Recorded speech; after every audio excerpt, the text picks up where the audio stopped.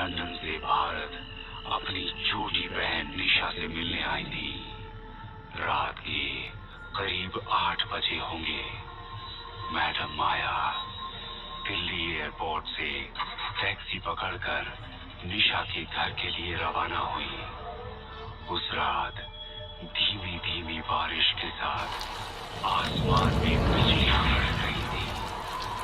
ठंडी ठंडी सर्द हवा शरीर को कभी का एहसास दे रही थी।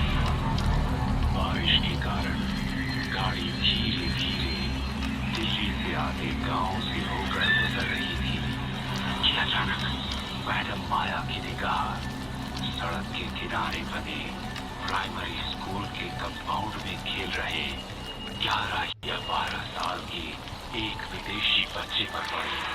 हैरान करने वाली बात ये थी कि उस ठंडी रात में उस बच्चे ने कोई गर्म कपड़ा भी नहीं पहना हुआ था। मैडम माया ने उस लड़के को अपने पास बुलाकर पूछा, तुम इतनी रात को यहाँ क्या कर रहे हो? कहीं जाना हो तो आओ, मैं तुम्हें छोड़ देती हूँ। इतना सुनते ही बच्चा पीछे वाली सीट पर बैठ गया।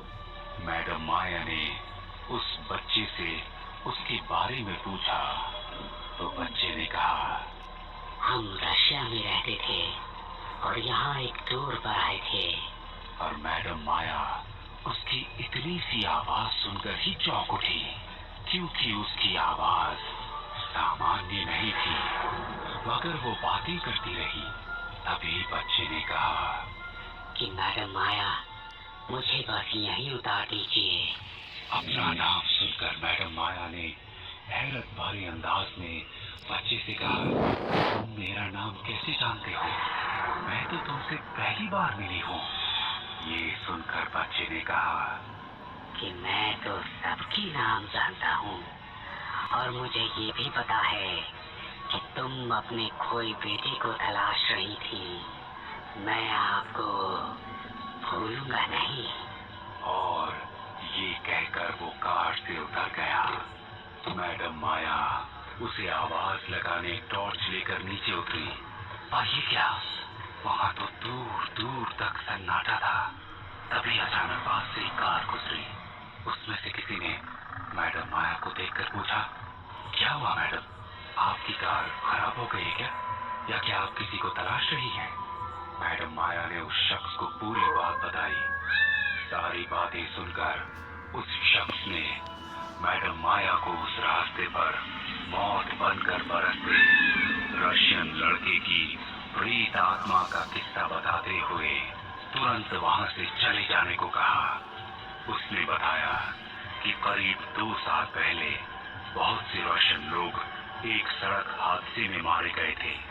तभी से यहाँ कुछ रूहानी सालियों को भटकते हुए देखा गया है। आप भाग्यशाली हैं जो इन प्यासी आत्माओं से बच गई। ये सब सुनकर मैडम माया बहुत डर गई और डरते डरते घर पहुंचकर ये सारी बातें निशा को बताई। निशा ने अपनी बहन को सही सलामत पाकर भगवान का लाख लाख शुक्रिया अदा किया। मैडम माया के जीवन की वो खौफनाक रात तो बीत गई, पर आज तक उनकी यादों में उस बच्चे की मुस्कुराहट धूमिल नहीं हो पाई।